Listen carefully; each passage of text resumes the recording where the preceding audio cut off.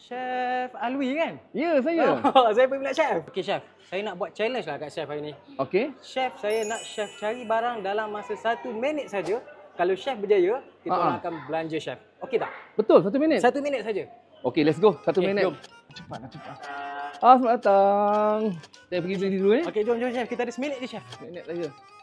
Bawang putih, Okey. bawang merah, Bawang bawang holland, holland, sos pasta, Okey. lepas tu cili keris, santan kelapa 3 paket santan Okey. kelapa 3 paket. Okey. Dan last but not least, Okey, chef. inilah produk Banyak masa dah. dia. Hero kita yang sebenarnya semestinya daripada produk Adabi iaitu macaroni dan spiral.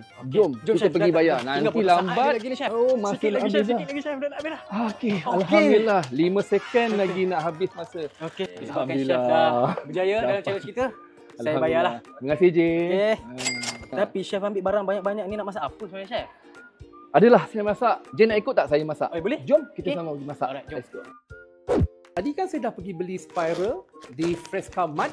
Menu hari ini adalah spiral salad bersama kentang rebus dan ayam bakar. Segenggam garam macam ni, kita masukkan sepaket spiral, masukkan kentang, tuangkan dia.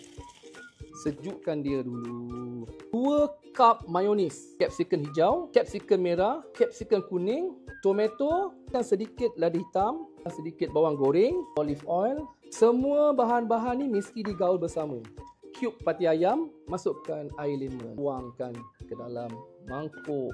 Kita akan gaulkan dia. Daun bawang dan daun ketumbar. Bismillah. Okey, alhamdulillah. Maka siaplah satu hidangan yang saya beri nama spiral salad pasta daripada jenama Adabi. Dengan Alwis, dengan Adabi. Zas.